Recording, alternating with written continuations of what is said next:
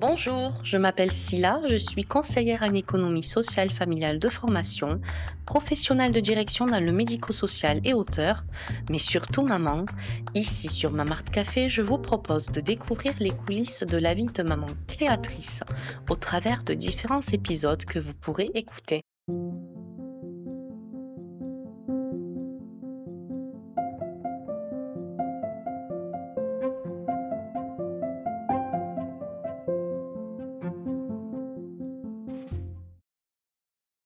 Bonjour et bienvenue sur Mamart Café.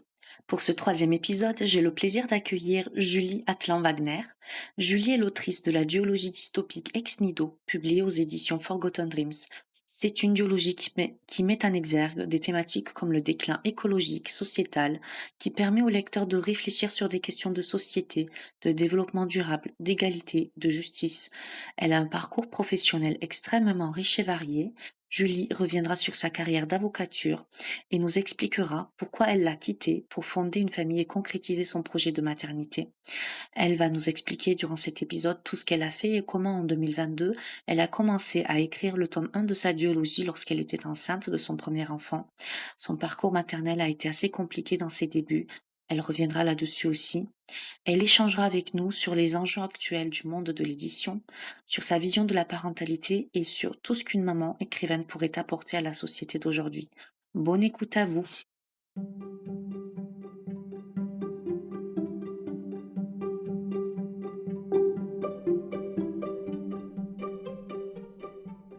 Bonjour à toutes et à tous. Bienvenue Julie sur Mamart Café. Bonjour Silla, merci beaucoup de m'avoir invitée. Je suis très contente d'être là. J'ai hâte de faire découvrir ton univers, tout ce que tu crées, tout ce que tu projettes. Pour commencer Julie, est-ce que tu pourrais nous présenter rapidement ton parcours professionnel, mais aussi littéraire et ce qui t'a amené petit à petit vers l'écriture? Ouh là là, alors c'est une vaste question. Si on commence, par le parcours professionnel, j'ai l'habitude de dire qu'il est un peu en zigzag. En fait, moi, à la base, je suis originaire de Haute-Savoie et j'ai intégré, Sciences Po, donc sur le campus euro-américain de Reims, juste après le bac et ensuite je suis partie 1 an, à Philadelphie, à UPenn. Je suis revenue, j'ai fait le master de l'école de droit, donc j'ai travaillé 1 an en cabinet d'avocat et en fait, la suite logique aurait été que je passe le barreau à ce moment-là, mais malheureusement, j'avais pas vraiment les finances et c'était quelque chose qui m'angoissait beaucoup. Donc en fait, en dernière année de master, j'ai participé à un projet, entrepreneurial. C'était avec une amie des sacs à main qui se transforment en sacs à dos. Ça s'appelle, Louise et Gap, je crois que ça existe encore et D'accord. ça m'a amené sur le terrain du marketing et du digital. Donc j'ai travaillé pendant quelques années, dans le digital. J'ai terminé notamment chez Google où j'accompagnais, la stratégie retail de grands retailers français, donc de grands groupes. Et notamment sur des questions comme le web to store et le numérique puisqu'à l'époque la France n'était pas aussi digitalisée que maintenant Ouais. et notamment les questions de tracking n'étaient pas aussi, bien traitées, si je puis dire. Mmh. Et en fait, quand on est revenu, donc ça c'était à Dublin et quand on est revenu en France avec mon conjoint, j'avais quand même ce goût d'inachevé donc j'ai passé mon barreau et j'ai travaillé comme avocate, jusqu'à la naissance, de ma fille, donc avocate en contentieux des affaires Mmh. et en fait, c'est pendant la naissance de ma fille que je me suis vraiment mise sérieusement à l'écriture, on va dire, même si c'est quelque chose qui était, en moi depuis très longtemps parce que j'ai toujours écrit en fait, depuis le lycée, j'écrivais quasiment tous les soirs. D'accord et En fait, j'écrivais de manière automatique le soir, souvent pour me vider, la tête et mmh, l'esprit mmh. et en fait, pendant la grossesse de ma fille, enfin, y j'ai ça s'est pas tout à fait passé comme, prévu. Enfin, on a eu des petits soucis et cetera et du coup, je me suis vraiment mise sur, c'est la première fois, en fait, où j'ai eu le temps de me mettre sur un roman. Donc j'ai commencé, Ex Nihilo, sachant que j'avais déjà eu l'idée 15 ans auparavant et donc du coup, c'est vraiment là où je me suis donné la chance, d'aboutir à un roman et d'essayer d'écrire. Parce qu'avant en parallèle de l'avocature, j'avais pas forcément le temps. Quand je regarde ton parcours, on comprend aussi pourquoi tu es, multicasquette. Là, je lis un peu ce que tu as partagé, tu as fait de l'animation dans des centres de loisirs, et puis tu es allée à Philadelphie, assistante de recherche, stagiaire juridique, consultante en stratégie digitale, et cetera. Donc, est-ce que tout cela fait partie aussi de tes sources d'inspiration? Alors, oui et non. Enfin oui, dans le sens où, Il y a vraiment des choses qui m'ont heurtée parce que quand je travaillais comme avocate d'affaires et ensuite, dans les grands groupes où j'ai pu, officier, il y a des pratiques qui ont vraiment, été difficiles pour moi et d'ailleurs, c'est une des raisons qui font que je les ai quittées. C'est que j'avais du mal à être en accord avec ce que je défendais et je pense que ça a nourri quelque part, une forme, je sais pas, d'engagement ou une volonté de prendre position sur certaines problématiques. Donc sur ça, ça a nourri l'écriture. Après sur le reste, je dirais que l'écriture, ça a quand même une source qui est beaucoup plus intime pour moi, et un peu détachée, elle est plus liée, enfin, ce qui m'a amenée à l'écriture est plus lié à des questions très personnelles que professionnelles. Tu as ressenti comme une sorte de conflit de valeurs, et d'éthique, et on le ressent aussi au travers de ton engagement dans le monde littéraire, alors si vous ne connaissez pas l'univers de Julie, il faudrait, le faire très rapidement parce que, elle prend position par rapport, à la défense de l'édition indépendante. Elle va aussi, je pense, vous expliquer pourquoi durant notre échange. Donc, aujourd'hui, comment toi tu définirais ton univers artistique en quelques mots? Je dirais je dirais qu'il est un peu, à but de réflexion parce qu'à la base, moi, si j'ai écrit Ex Nihilo, c'est, pour faire réfléchir, les gens avant tout et avant de d'écrire un roman, j'avais envie de susciter la réflexion et je dirais que c'est ce qui m'anime dans toutes les productions, écrites que je fais. Parce que là, sur le projet actuel, il y a aussi une volonté, de générer un débat et de faire, discuter les gens autour de ce qu'ils ont lu. Oui, c'est un projet de fantasy, donc Omnis, tu m'en avais parlé un peu, et c'est dans la même veine que Ex Nihilo ou pas du tout? Parce qu'on va parler d'Ex Nihilo. D'accord. Et là, pour le coup, c'est quoi? C'est pure fantasy avec un univers vraiment, qui n'est pas du tout le nôtre, quoi? Pas du tout, c'est de la pure fantaisie avec une surcouche mythologique et le but, c'est d'interroger sur, plus la spiritualité et des questions un peu plus métaphysiques, parce que je c'est quelque chose qui m'interroge et qui me parle en ce moment. Mmh. Donc là, on va parler un peu d'Ex Nihilo. Donc moi, j'ai lu le tome 1 et je fais partie des chanceuses, hein. Vraiment, allez, foncez découvrir Ex Nihilo. C'est pour moi, tu es l'une des auteurs, contemporaines en dystopie que j'ai le plus appréciée dans ces dernières années. C'est trop La gentil. lecture vraiment du tome 1 m'a donné une gifle pour plusieurs raisons. Hem, Avant de passer à la présentation, souvent tu fais des vidéos aussi pour parler des sources d'influence dans la littérature au travers des contes et cetera. Et toi, quelles sont tes principales influences, que ce soit des artistes, des auteurs, des courants de pensée ou même des expériences personnelles? Et ben, il y en a beaucoup. Ça en fait, ça regroupe un peu, celles dont je parle sur les réseaux. Déjà, il y a une forte influence, politique, enfin, avec les philosophes politiques, notamment des Lumières et du 18e, 19e siècle, parce que, bah, je pense que c'est dû à mes études, mais c'est des courants qui m'ont, vraiment amenée à, bah, me questionner, à adopter un esprit critique, pardon, vis-à-vis de certaines, sociétales et cetera. Donc je dirais qu'il y a ça, les Lumières. D'ailleurs, Mmh. je parle beaucoup de Rousseau et je le mentionne aussi dans Ex Nihilo et ensuite sur l'artistique, bah, forcément, il y a tous les auteurs de dystopie, donc George Orwell, Bradbury, mais aussi, Philip Dick, donc Margaret Atwood, donc tout je dirais, beaucoup d'influences, anglo-saxonnes finalement Mmh. et Barjavel pour les influences plus françaises, même si je prends une certaine distance avec lui. Moi, j'ai toujours lu beaucoup de fantaisie, beaucoup de science-fiction, de dystopie, d'Anne Simmons aussi. Donc c'est, vraiment quelque chose qui me nourrit, je pense, dans mon écriture et d'ailleurs, comme je suis très mauvaise pour trouver les noms de personnages, la plupart de mes personnages sont en fait un hommage à un personnage qui m'a marquée, dans la littérature. Moi, j'avais pensé à Le meilleur des mondes en lisant Ex Nihilo, ça m'avait renvoyé à ce livre. Oui, oui, c'est un livre qui m'a inspirée, même si, je pense qu'on n'est pas sur les mêmes questionnements, Oui, mais je pense oui, qu'il tout à fait. il y a une approche très cynique de l'humanité, très rationnelle. Voilà, c'est la hauteur prise, en fait, qui fait penser à ça. On n'est pas du tout sur les mêmes questionnements. Donc, est-ce que tu pourrais nous parler d'Ex Nihilo justement? C'est quoi? C'est quel genre? C'est pour quel public et quelles sont les principales, thématiques traitées? Oui, bien sûr. Alors, Ex Nihilo, donc c'est une dystopie, d'anticipation et l'idée, c'était d'essayer de projeter un univers, en essayant de rester, réaliste et cohérent par rapport, aux conclusions scientifiques qui ont été faites en l'état sur le changement climatique. Mais après, c'est pas un livre sur le changement climatique en tant que tel, c'est plutôt un livre sur la gestion du manque de ressources. L'idée, c'était de se dire, dans un monde où il y a plus de ressources, quelles sont nos alternatives, au conflit et à la guerre? Et donc j'ai essayé d'imaginer une société où plutôt que, de se faire la guerre, on a choisi de supprimer les émotions pour éviter qu'on ait des envies qui soient incompatibles avec la survie du plus grand nombre parce que sinon l'homme a naturellement tendance à vouloir toujours plus.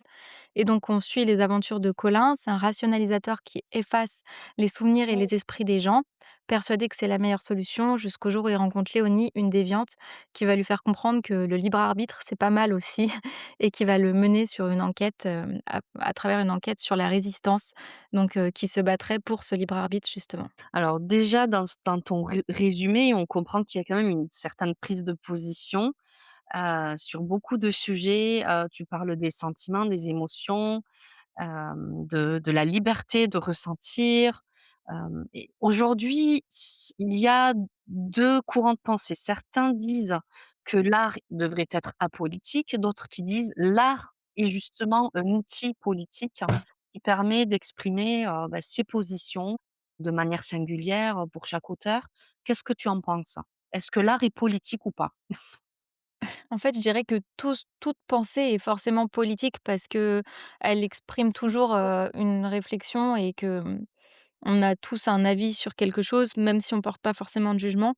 Après pour, Ex Nihilo, l'idée c'était avant d'être politique, c'était de, grossir un peu le trait, de susciter des réflexions sans forcément porter de jugement. Parce que Mmh. moi, j'ai essayé en tant que narratrice dans l'histoire de pas porter de jugement entre, le compromis qui était fait. Parce qu'au final, tous les compromis dès lors qu'ils sont pensés, sont, sont «bons à prendre» entre guillemets. C'est juste, qu'est-ce qu'on apprécie et qu'est-ce qu'on valorise le plus. Je trouve que ça résonne pas mal avec ce que j'avais lu dans Sapiens de Harari, où il, pose la question de la finalité, de l'humanité, en fait. Est-ce que c'est que l'espèce humaine survive? Est-ce que c'est qu'on soit le plus nombreux possible? Est-ce que c'est qu'on vive dans de bonnes conditions? Et c'est un peu ce que j'ai essayé de faire avec Ex Nihilo, c'est de provoquer la réflexion. Mais après, je me garde bien de former un jugement, surtout que, je suis pas en mesure de le faire à partir du moment où on a grandi quand même dans des sociétés où on peut manger quand même plus ou moins à notre faim et on n'est pas menacé directement, par l'autre. Enfin, en tout cas pour l'instant. On est bien d'accord, ça reste du littéraire, c'est une projection de tous les extrêmes qui pourraient, se réaliser. Comme tu dis, tu laisses la porte ouverte de la réflexion des 2 parties, des 2 côtés, et c'est ça qui est intéressant dans ton œuvre. On aborde pas mal la question du déclin écologique et je pense que c'est la place, la plus importante dans ton récit. Qu'est-ce qui t'a amené vers ce sujet-là? Pourquoi tu as voulu le traiter? Est-ce que toi, tu as eu un moment, un déclic dans ta vie qui t'a donné envie d'écrire là-dessus? Bah, je pense comme beaucoup de personnes de notre génération, je suis un peu affectée, par les modifications climatiques parce que je trouve qu'on est capable de les ressentir et de les voir et c'est quelque chose qui me fait beaucoup de peine. Enfin, comme je te l'ai dit, je suis originaire de Haute-Savoie. Moi, quand je vois, dans ma région d'origine, les glaciers qui fondent, les éboulements, la modification du climat, on est très impacté en Haute-Savoie par l'absence de neige. Beaucoup de spécialistes disent que d'ici 15-20 ans, ce sera compliqué, par exemple, d'aller au ski et de voir que malgré tout ce qu'on nous dit, on choisit d'ignorer et de faire, au plus court-termiste terme, oui, je sais pas si je peux le dire comme ça, Mmh. c'est quelque chose qui me rend triste, qui me met un peu en colère parce que je suis désolée, en fait, qu'on n'arrive pas à prendre en compte ces enjeux-là parce qu'ils sont trop lointains et je pense que c'était une manière de l'extérioriser à travers Ex Nihilo. C'est cette œuvre-là que tu as commencé à écrire, pendant ta grossesse ou c'était un autre projet? Oui, oui, c'est celle-là. C'est Ex Nihilo. Donc tu as commencé à l'écrire pendant ta grossesse. Tu as eu ton premier enfant à 30 ans. Aujourd'hui, tu es maman de 2 enfants de 1 et de 3 ans. Est-ce que tu as une vision Mmh. différente de la maternité? avant la naissance de ton premier enfant? Non, je crois pas avoir été surprise. Après, je te l'ai pas mentionné, mais du coup, j'ai écrit aussi pendant ma grossesse parce qu'avant d'avoir ma fille, j'ai fait plusieurs fausses couches, dont une qui a été assez tardive et compliquée et du coup, c'était une manière pour moi de penser à autre chose et de construire quelque chose, d'autre. Donc ça explique aussi peut-être pourquoi j'ai eu besoin de me recentrer sur l'écriture. Mais du coup, j'ai pas très bien vécu ma grossesse parce que j'avais très peur, j'étais angoissée. Pour moi, ça a été un peu une libération, l'accouchement et de découvrir la maternité et j'ai trouvé que c'était beaucoup plus facile. Donc pour moi, c'était vraiment, un accomplissement, quoi. Un sujet, qui est encore très tabou malheureusement de nos jours. La fausse couche, on n'en parle pas assez et on ne sait pas assez ce que ça fait en fait, de le deuil, autour de la périnatalité. Avant même d'avoir cet enfant, on se projette et pour avoir vécu aussi quelque chose, de très similaire, et en fait, tu avais la peur constante de perdre cet enfant. Oui, bien sûr. Ah, ça explique aussi pourquoi j'ai quitté l'avocature, hein. En fait, c'est que je me suis dit: «Si je dois sacrifier quelque chose, bah, je préfère que ce soit mon travail qu'une vie de famille potentielle». C'est clairement pour ça aussi que j'ai que j'ai fait ce choix-là, et c'est vrai que, bah, la grossesse, je l'ai très mal vécue parce que j'étais très angoissée, et l'écriture, c'était vraiment une manière de penser à autre chose. Donc c'était un peu ton refuge Ouais. pour libérer l'esprit. Une petite parenthèse, ton parcours est vraiment fascinant, ton parcours professionnel. Est-ce que ça t'a permis de prendre de la hauteur et de la distance et de mieux connaître tes priorités, ce que tu voulais dans la vie justement? Et c'est parce que je pense qu'il y a des personnes qui te demandent pourquoi tu as mis ta vie, professionnelle entre parenthèses, et alors que toi tu étais déjà parti sur autre chose parce que c'était ta priorité? Franchement, c'est difficile, surtout que là, tu vois, je vois des personnes de ma promotion qui passent associées dans des grands cabinets anglo-saxons, je vois des trajectoires de carrière qui sont assez fulgurantes et impressionnantes et souvent, hem Je j'ai l'impression alors peut-être que c'est moi qui projette un jugement, mais en tout cas, moi, je me dis que j'ai pas été capable finalement, d'assurer sur tous les fronts. Hem, donc c'est pas franchement, c'est une question qui est assez difficile, d'autant que quand on choisit l'écriture, c'est pas forcément très rémunérateur. Donc moi, je suis partie d'une situation où je gagnais vraiment très bien ma vie, qui m'a d'ailleurs Mmh permis, bah, de faire des économies et ce qui me permet aujourd'hui de prendre un peu plus de risques avec l'écriture. mh. Mais, c'est difficile en fait, on a un peu l'impression de mettre pause par rapport à l'entourage et c'est encore plus difficile quand on voit que l'entourage, n'a pas forcément renoncé, bah, à la maternité ou à d'autres questions. Enfin, moi, je te le dis honnêtement, je me sens souvent, très nulle par rapport à mes copines. D'accord, il y a ce sentiment d'être passé à côté de quelque chose ou c'est un sentiment qui te traverse parfois? À côté, Non. non, parce que ça m'épanouissait pas. Enfin, j'ai pas enfin, c'est pas quelque chose qui me manque. C'est plus, le fait de m'être dit: «Bah, mince, je me suis peut-être pas assez investie, pour réussir», mais en même temps, je pense que j'en aurais pas été capable parce que j'aurais voulu être beaucoup plus présente pour mes enfants et que pour moi, c'est prioritaire. Malheureusement, la société, elle nous renvoie pas forcément cette image-là, que c'est prioritaire et du coup, je trouve que c'est difficile parfois à assumer auprès de certaines personnes. Tu sais, moi, Mmh. je viens de Haute-Savoie, mes parents, étaient dans l'éducation nationale.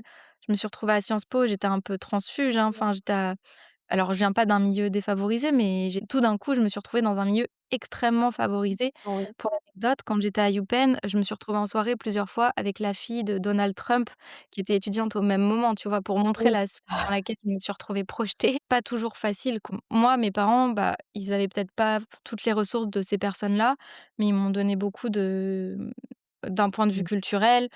J'ai fait 12 ans de danse au conservatoire, de la musique, j'ai toujours beaucoup lu. Enfin, moi, je l'ai toujours plus valorisé, ça. D'offrir à mes enfants une éducation culturelle, de faire des choses avec eux plutôt que, quelque chose de financier. Mais c'est vrai que parfois, c'est un peu difficile à assumer. Enfin, c'est un peu une ambivalence finalement. Oui, puis cette ambivalence, elle vient aussi de la société, de ce qu'elle renvoie, Complètement. de la réussite aujourd'hui. Qu'est-ce que c'est? Est-ce que c'est que quand on regarde un peu, la définition de la réussite pour la plupart des gens, c'est plutôt matériel et plutôt ce qu'on peut voir aussi et ce qui se voit pas, ce qui n'est pas touché du doigt en fait, est souvent dévalorisé.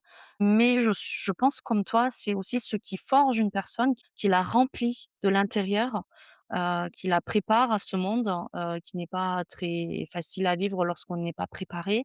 Moi, je pense que, c'est un peu la société en miroir qui nous fait douter de nos réussites. Et en plus, je trouve qu'aujourd'hui, la réussite matérielle est vraiment associée au travail et du coup, enfin, en tout cas, c'est le discours qu'on a envie de nous faire passer et Ouais. on a l'impression que, du coup, quand tu fais une activité qui va pas forcément être, rémunératrice, et ben, elle apporte rien et il y a pas de travail derrière. Alors que, bah, l'écriture, c'est quand même beaucoup de travail, beaucoup de temps et bah, c'est pas forcément valorisé. Donc ça aussi, c'est difficile à le mettre enfin, de mettre cette activité, en lumière.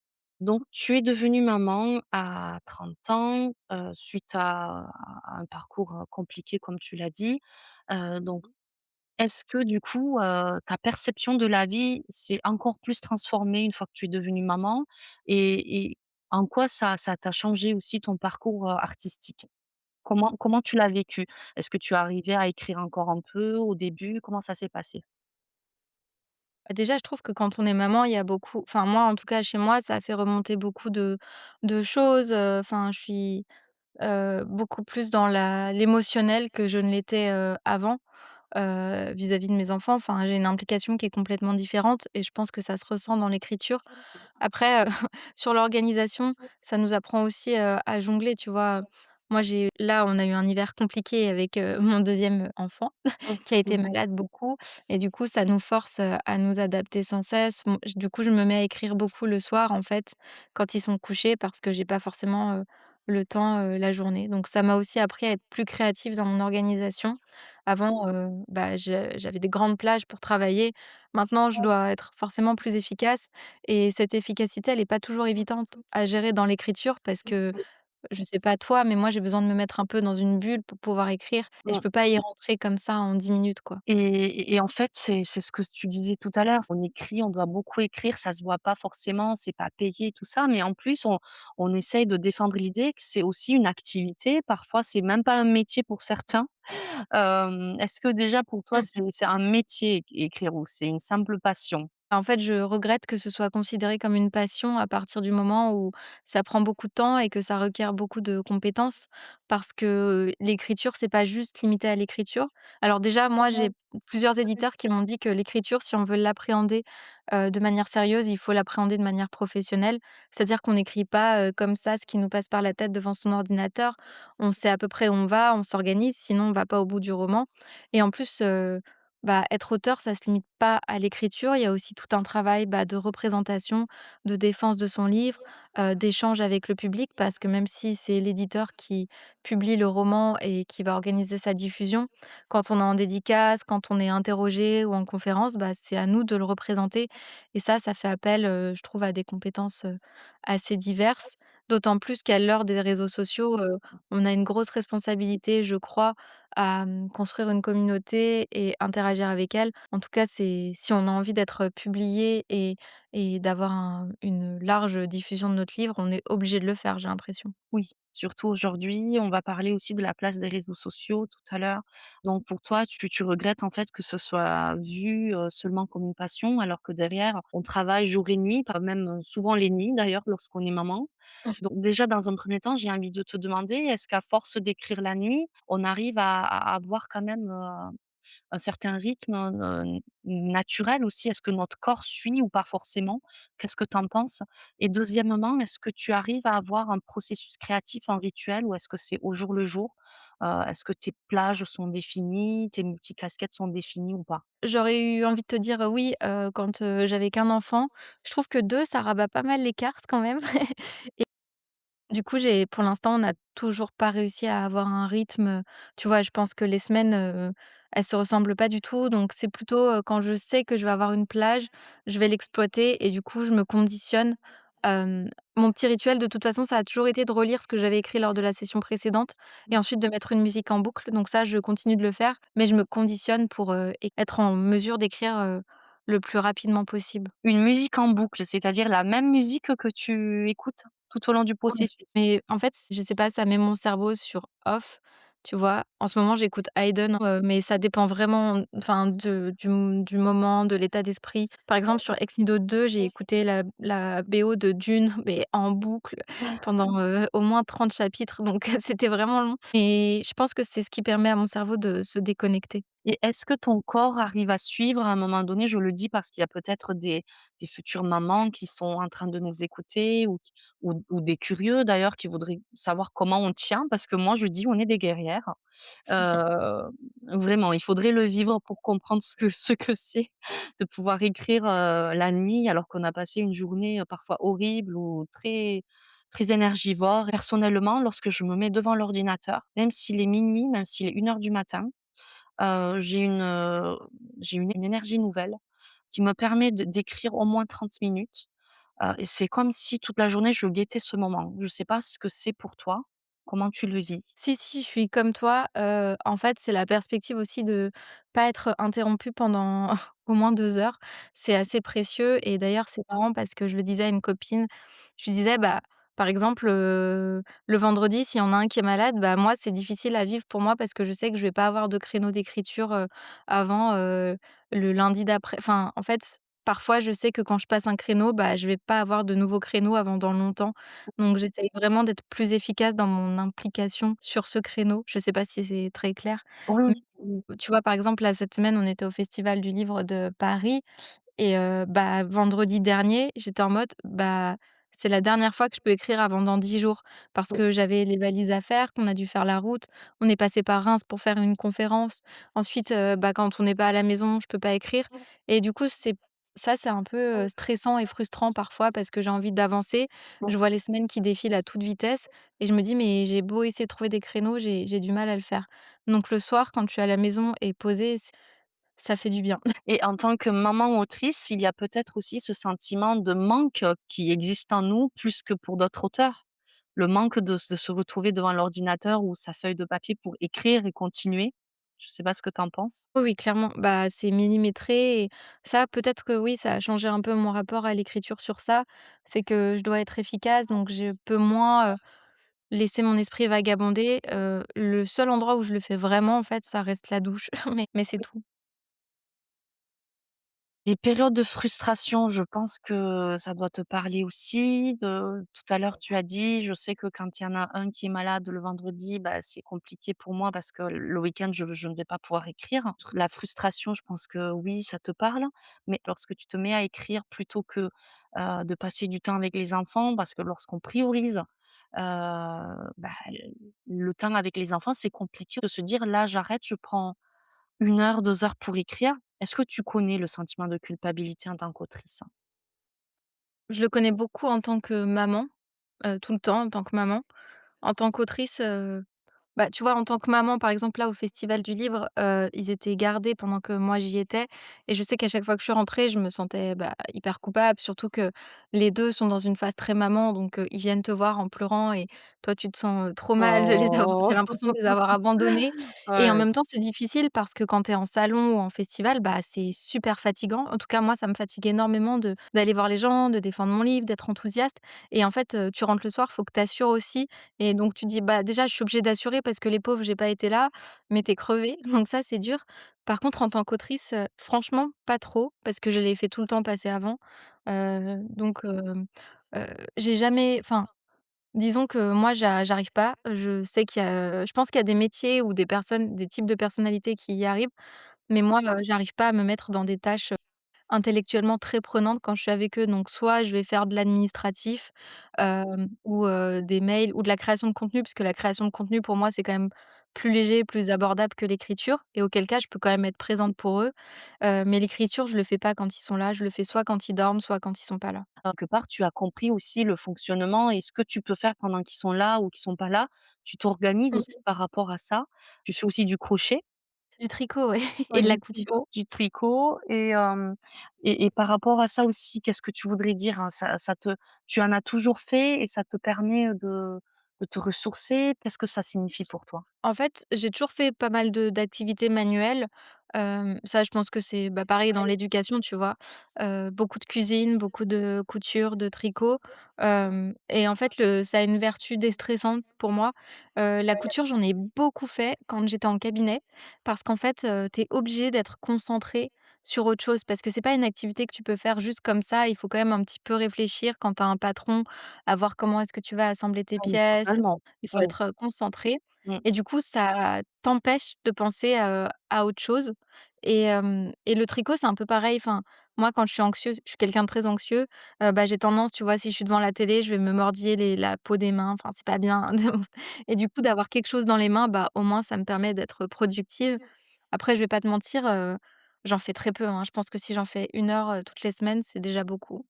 On peut pas être sur tous les fronts. Tu essayes de garder un peu de tout quoi, de ce qui te fait plaisir et ce qui te rend heureuse. Oui, après j'ai appris à accepter, à faire les choses sur la durée. Tu vois, là, je me fais un pull, j'ai commandé la laine pour ce pull en septembre. J'ai il me reste encore 2 manches à faire et la patte de boutonnage et il y a quelques années, je me serais dit: «Bah, c'est dommage, je l'aurais pas mis cet hiver». Là, je suis en mode, je le fais plus parce que ça me fait du bien de le faire que pour avoir l'objet fini.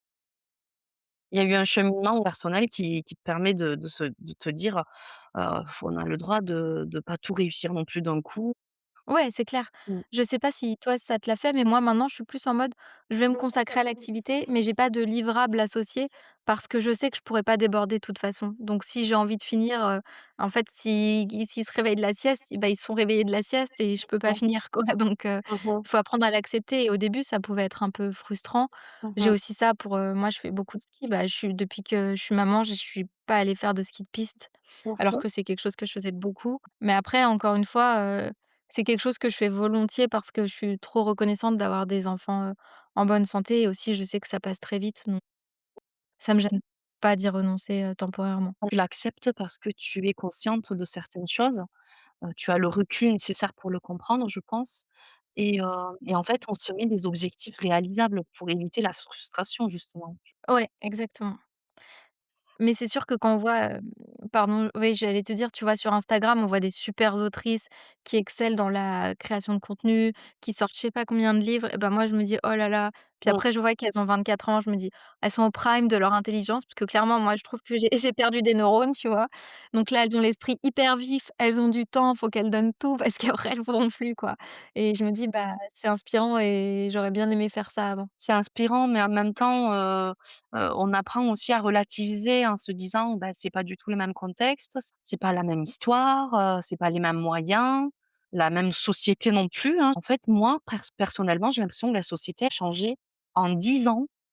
C'est Mmh. il y a Oui, eu c'est un clair. changement, mais radical de tout, absolument tout, des des attentes, de et puis les moyens qu'on avait à disposition ne n'étaient pas les mêmes. Je pense qu'on essaye d'attraper aussi selon, ce qu'on peut faire et ce qui nous anime. Oui, oui et puis je pense que tout s'est accéléré aussi, je pense aux réseaux sociaux, en fait, ça nous a donné l'habitude de consommer du contenu comme si c'était normal et du coup, on se rend pas forcément compte du temps que ça met bah, d'écrire un livre, de produire un contenu parce que en fait, on est tellement submergé par la masse d'informations et de contenus produits par les autres qu'on minimise le nôtre et c'est quelque chose qui est pas toujours facile à gérer. Oui, totalement. Je suis d'accord avec toi sur ce point-là et comme je disais, on n'avait pas les mêmes moyens. Aujourd'hui, tout le monde a les mêmes moyens. Quand il y a une masse de population qui dispose des mêmes outils, pour pouvoir créer, tant mieux parce que du coup, ça améliore les capacités créatives, de tout le monde. Mais quelque part, ça noie aussi, ça peut noyer justement, la création singulière, on a du mal à suivre quoi. C'est je sais pas. Oui, je suis d'accord. Et puis les mêmes moyens, alors oui, parce qu'on peut tous être présents sur les réseaux sociaux, mais en fait, je trouve que c'est de plus en plus inéquitable, notamment si on veut exister en tant qu'auteur, je trouve que ça devient tellement difficile de se faire remarquer, par les libraires, par les diffuseurs, par les critiques, j'ai l'impression que c'est de plus en plus inaccessible. Enfin, je sais pas, hein, peut-être que ça l'a toujours été et que c'est juste j'étais pas vraiment dans ce milieu, donc je me rendais pas compte. Mais, parfois les réseaux sociaux, je trouve qu'ils donnent un peu l'illusion que c'est possible, alors qu'en fait, bah, quand on se rend compte quand on creuse que ceux qui fonctionnent bien, ce sont surtout ceux qui ont réussi à créer une vraie communauté Mmh mh. et parfois je me dis: «Est-ce que c'est pas ça qui est plus important que l'écriture?» et ça me rend un peu triste Mmh parce mh. que c'est pas les mêmes, compétences. Enfin, clairement, c'est difficile de se construire une communauté et c'est pas parce qu'on se construit une très bonne communauté qu'on est un bon auteur et inversement. C'est dur d'essayer d'être bon ou pas trop mauvais sur les 2 fronts, quoi. Oui, surtout qu'aujourd'hui, on a l'impression que les frontières sont floutées, Mmh. hein. Complètement. Tout à l'heure, on parlait de limites de l'édition indépendante aujourd'hui, de ses fragilités, et puis de sa défense nécessaire, hein, dans un monde qui évolue et qui lui laisse plus trop de place. Mais c'est aussi valable par rapport, à notre place d'auteur dans cet écosystème, comme tu dis. Heu, Est-ce qu'avoir une communauté, c'est aussi un gage, de la qualité d'écriture? Pour parler strictement de l'écriture, hein, parce qu'on peut parler de plein de choses, mais Mmh mh. et je pense qu'aujourd'hui, en fait, c'est afférent, bah, à tous les univers artistiques, ce qu'on est en train de dire. Oui, oui, clairement. Bah, c'est très intéressant. Je regardais j'ai plus le nom de la youtubeuse en tête, mais une youtubeuse qui se donnait un défi de mettre 2 mois pour devenir écrivain. Enfin, en gros, elle se mettait dans la peau d'un écrivain et elle expliquait, qu'elle avait une grosse communauté, donc elle avait été, contactée par des éditeurs et elle prenait l'exemple notamment d'un acteur très célèbre qui aurait, soumis son livre apparemment à des maisons d'édition en anonyme et personne n'en aurait voulu et après quand il l'a soumis avec son nom, bah, tout le monde a voulu le publier. Et je trouve que c'est révélateur d'un système actuel. Oui. Après, c'est les règles du jeu, on sait qu'il faut qu'on compose avec, mais c'est vrai que parfois c'est un peu difficile. Enfin, on a l'impression de faire face à un énorme mur et que ça va être long de le gravir, quoi. Et puis c'est une évolution très actuelle, donc c'est quelque chose que les auteurs d'avant n'avaient pas connu. Oui, Voilà. complètement. Quelque chose aussi à laquelle on doit s'habituer et puis l'accepter, c'est difficile. Je suis d'accord avec toi. Et en parlant de la place de la culpabilité dans ton monde, artistique, souvent, je sais qu'une fois tu avais partagé une expérience de séance de dédicace où tu avais amené tes enfants. Mmh. Hem Et ça aussi, je trouvais important, de le souligner. Heu, pour la foire, de Paris, ça n'a pas été le cas, mais pourquoi c'est important aujourd'hui en tant que maman artiste, et écrivaine, de pouvoir inclure les enfants dans ce monde-là? Parce que, ben, ça revient toujours un peu au même sujet. Si tu veux exister en tant qu'auteur, il faut quand même en tout cas en librairie, c'est compliqué et donc si on veut un petit peu, quand même créer de l'intérêt, c'est important d'être présent en salon. Sauf que les salons, c'est souvent le week-end et que du coup, bah, on n'a pas forcément nous, on est très isolés de nos de des parents, donc on n'a aucune aide, aucun relais des grands-parents au quotidien et parfois, bah, on n'a pas vraiment le choix et on amène les enfants.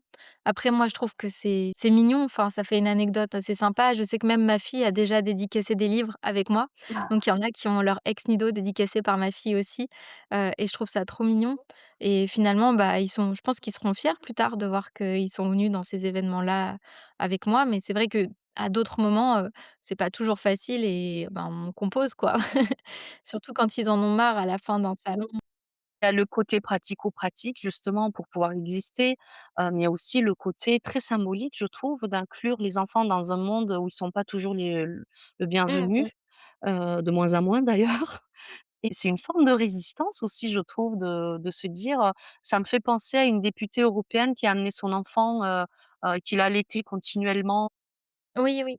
Et avant, quand je la voyais, je me disais: «Oh le pauvre bébé, qu'est-ce qu'il fait là-bas, à l'attendre et tout ça?» Mais en fait, c'est quelque part, c'est aussi une forme symbolique de résistance, et puis c'est peut-être comme ça qu'on va faire changer les choses, je ne sais pas. Qu'est-ce que tu en penses? Oui, je suis d'accord. Après, franchement, sur les salons où moi j'ai été, les enfants ont toujours été, les bienvenus. Enfin, j'ai toujours entendu, que des choses positives, et ils amènent de la vie. Enfin, on a de la chance, comme c'est plutôt un milieu qui est, artistique associé au loisir, Totalement. ça cristallise pas vraiment de tension. Au contraire, il y a souvent un œil bienveillant Oui, et le salon là dont tu parles, donc c'était, à La Rochelle.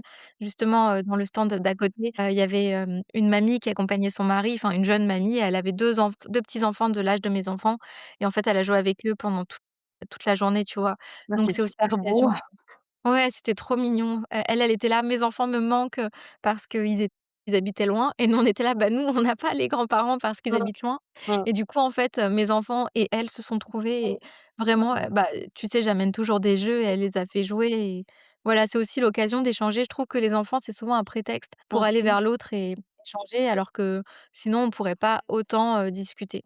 Donc c'est aussi, moi, j'aime bien les amener avec moi. Enfin, c'est pas le seul truc qui me pèse, c'est de faire ces satanées valises là, qu'est-ce que c'est long. Mais sinon, j'aime C'est une très, très belle anecdote. En tant que femme artiste et même maman, tu penses qu'on a un rôle à jouer dans la société, notamment dans le monde livresque? Oui, complètement. Bah, je pense que notre rôle à jouer, c'est de faire exister, des voix alternatives et de garantir le pluralisme. Je pense qu'aujourd'hui, nos choix sont beaucoup plus influencés qu'on ne voudrait le croire et moi, j'en suis la première re enfin, la première à l'é inté enfin, concernée, pardon. Parce que, par exemple, tu vois, quand tu vas sur Netflix pour regarder un film, bah, moi, je regarde souvent, le soir, les quelques soirs où on regarde des films, on regarde dans les suggestions. Quand on est sur les réseaux sociaux, ben, on a beaucoup de contenu qui nous est suggéré et finalement, on est assez passif dans notre consommation, du divertissement et je trouve qu'en tant qu'auteur, on a aussi une responsabilité à aller défendre le texte et le mettre devant les yeux, des personnes, en tout cas, de l'apporter à leur considération pour qu'ils soient confrontés à des voix, réelles, quoi et donc c'est ce qui m'anime en tout cas et c'est ce qui me donne envie de continuer, c'est de dire: «Non, non, il y a pas que ce qu'on vous pousse, il existe d'autres, moyens de s'exprimer et d'autres, contenus que vous avez pas forcément au premier regard» et la plus belle des récompenses, c'est quand on nous dit: «Ah mais c'est encore mieux» ou «Ah c'est aussi bien», tu vois? Enfin moi Oui, j'adore quand on me dit parce que souvent c'est associé au fait de: «Ah mais si c'est pas connu, c'est que c'est pas bien». Enfin moi j'entends très exactement. souvent Bah oui, ça c'est ce que j'allais te et dire quand en on me dit: fait. «Bah en fait si».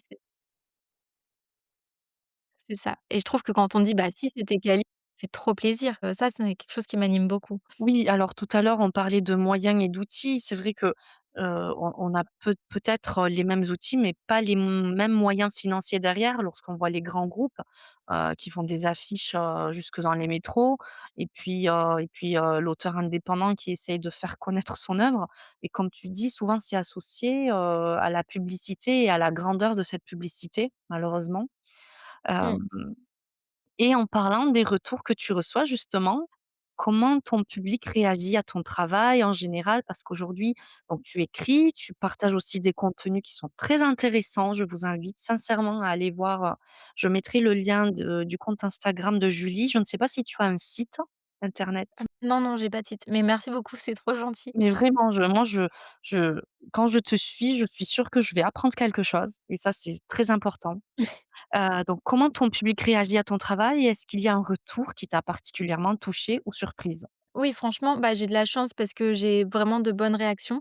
Après, la difficulté, honnêtement, c'est que quand on fait du contenu, comme, le tien ou le mien, il va avoir une portée plus limitée parce que ça demande un investissement peut-être qui est un peu plus important quand on le regarde et quand tu es en train de scroller le matin dans le métro parce que tu vas au boulot, tu as peut-être pas envie d'avoir, une vidéo sur, les inégalités, par Rousseau, tu vois? Tu as peut-être juste envie d'avoir un contenu un peu léger.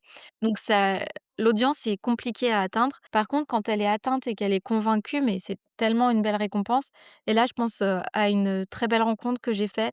Tu sais, j'ai publié une lettre, ouverte aux amoureux de la lecture pour, un peu, heu, montrer ma frustration et ma déception aussi, face aux difficultés qu'on a pour faire exister certains textes et ça englobe pas du tout que Ex Nihilo. Je pense que ça concerne beaucoup d'auteurs, dont, ton texte aussi que j'ai trouvé excellent, par exemple et Merci. hem et en fait, il se trouve qu'il y a, une personne qui est aussi diffuseur, que j'ai rencontré là au Festival du livre de Paris et que cette lettre, elle nous a fait, échanger et que finalement il a lu Ex Nihilo et qui m'a dit qu'il l'avait aimé et ça m'a fait mais tellement plaisir et Mais c'est c'est des incroyable! retours ouais, c'est des retours qui sont incroyables et j'ai une autre anecdote sur cette semaine de folie qui vient de s'écouler.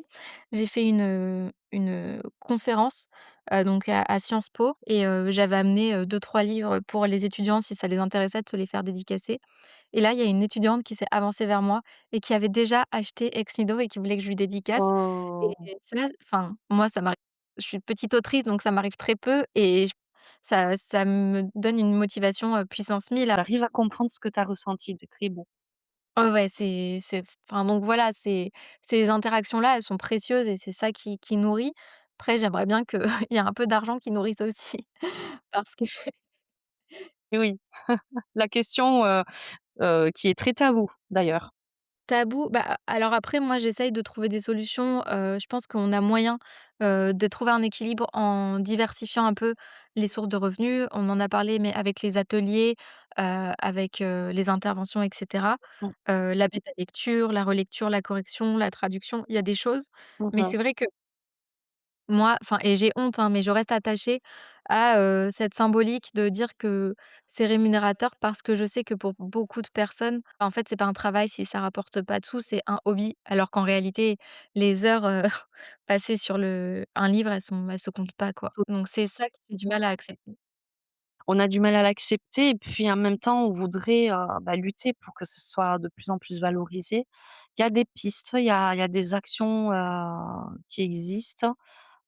C'est vrai que c'est compliqué parce que, il y a des inégalités aussi d'accès par rapport à ça, selon là où on habite, le contexte, social, familial.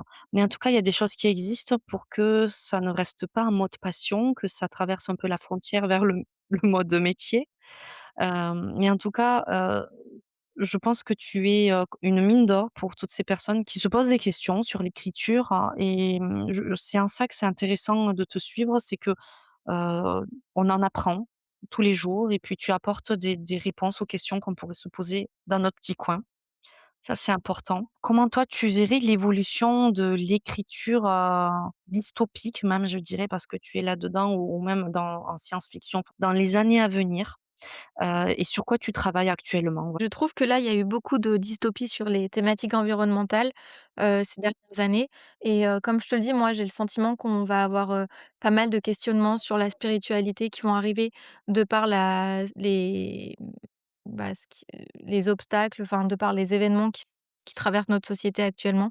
Donc je la vois bien se diriger vers ça. D'ailleurs, on a déjà un retour, aux questions mythologiques. Il y a eu beaucoup de sorties sur ce sujet-là. Donc je la vois bien évoluer sur ça. En tout cas, moi, c'est vers ça que je tends, pour le moment. J'aime beaucoup regarder les courants un peu, dans l'imaginaire parce que je trouve qu'ils sont toujours un reflet très intéressant de la société et des questions, contemporaines qui nous traversent. Donc je trouve que c'est très intéressant. C'est pas un retour en arrière, je suis d'accord avec toi, c'est plutôt un miroir de la société Mmh. et puis des thèmes qui reviennent en boucle durant l'existence humaine et durant, des périodes comme les nôtres aussi où il y a des questionnements. On pensait que le confort était acquis, que la paix était acquise et on se rend compte que non, donc ça nous renvoie à ce besoin de spiritualité. Est-ce que tu aurais un rêve artistique que tu aimerais un jour se réaliser? Un rêve artistique, bah, ce serait, la d'avoir la reconnaissance, moi je suis quelqu'un qui j'ai vraiment un gros syndrome de l'imposteur, donc je pense que un rêve artistique, ce serait peut-être d'avoir une reconnaissance d'un tiers, institutionnel, sur la qualité, de ce que je produis, peut-être. Tu as besoin d'avoir une référence institutionnelle par rapport à ce que tu crées? Institutionnel, je sais pas si c'est le bon mot, mais j'ai beaucoup de mal à me relire. Je trouve toujours que c'est enfin, je pense qu'on est beaucoup d'auteurs dans cette situation, mais En tout cas, quand on te lit, comme je te l'ai dit en début d'échange, vraiment ton univers créé dans Ex Nihilo, pour moi, ça m'a marqué et je pense que c'est l'un des meilleurs univers, créés, là, depuis ces dernières années et ce serait dommage de oui, le syndrome de l'imposteur nous traverse toutes, mais en tout cas, tu dois vraiment y croire. c'est adorable, merci. Mais oui, je pense que, en fait, peut-être d'être, reconnue comme autrice, ce serait super et du coup, peut-être que ça me libérerait un peu plus. Si, en reconnaissance artistique, ce que j'aimerais, c'est avoir la possibilité d'écrire ce que je veux, sans me mettre, de contraintes, par rapport à, des commercialisations hypothétiques. Mmh. Notamment, je regrette le fait qu'on ait besoin de se cantonner dans l'imaginaire à des one shot. Parce que c'est plus commercial et je trouve ça terriblement dommage et je pense aussi que c'est ce qui fait que notre imaginaire est peut-être considéré comme moins, prolifique que dans les pays anglo-saxons parce que eux, ils arrivent beaucoup plus à s'étaler sur des sagas et je trouve que quand on est que sur un tome, on a du mal à dépasser l'exposition si on veut vraiment creuser sur l'intrigue ou alors ça se fait toujours au détriment de l'univers. Si on fait une intrigue très poussée, on va avoir du mal à exposer un univers, même si on va pas, faire des chapitres et étaler des tartines, d'univers. C'est compliqué d'avoir un univers poussé et une intrigue poussée en un tome. En tout cas, à ce stade-là de ma vie d'autrice, je ne suis pas capable de le faire. Peut-être, dans 10 ans, je te dirai autre chose, mais Mmh.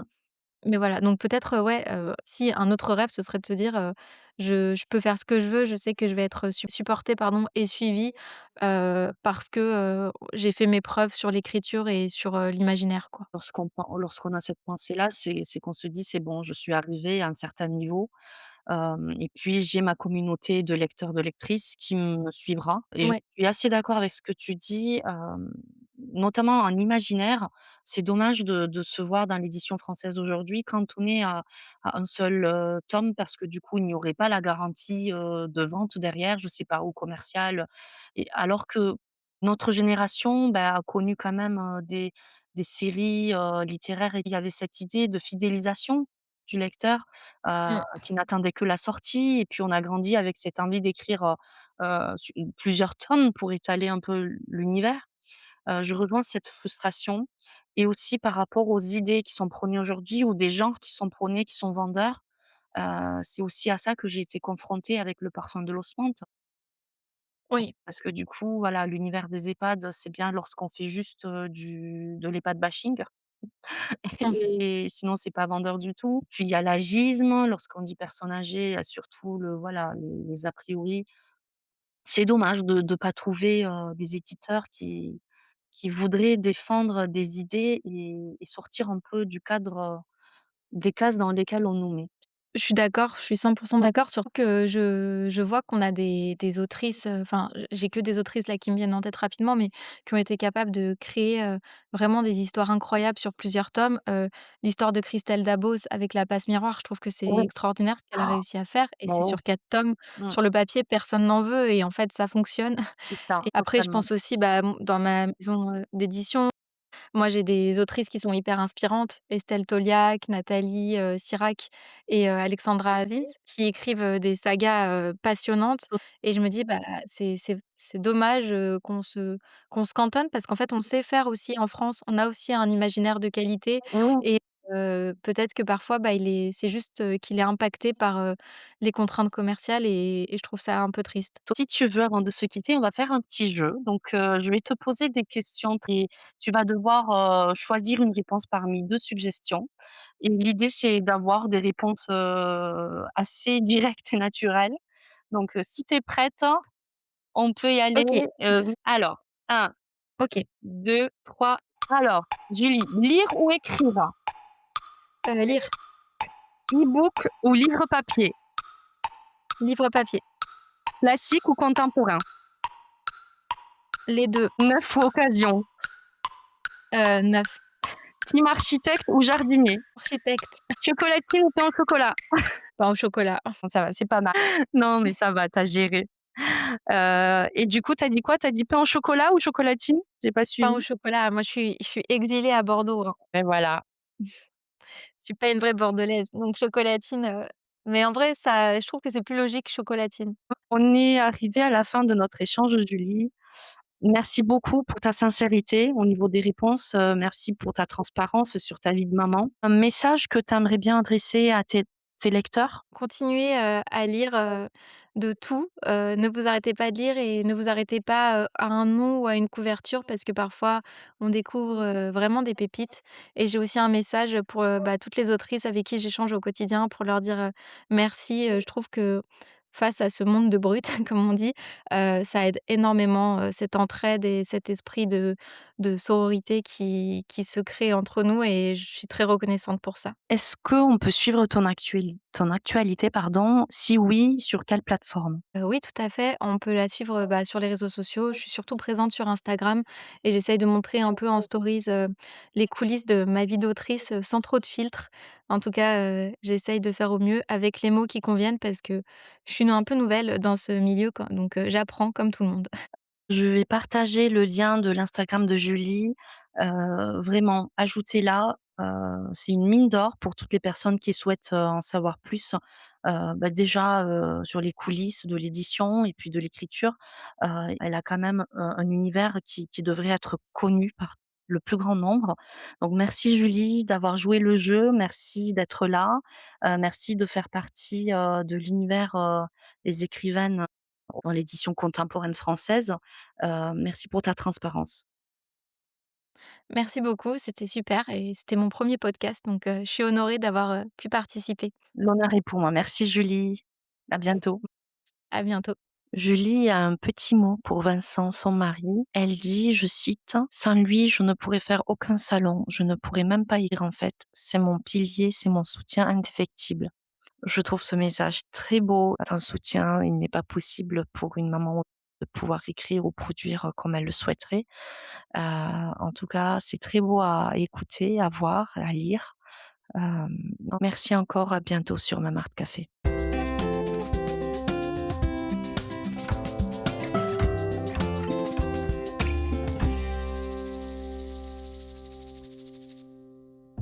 C'était Ma Marthe Café avec Julie Atlan-Wagner, animée et dirigée par Sila Yildirim Khan Karaka. Merci pour votre écoute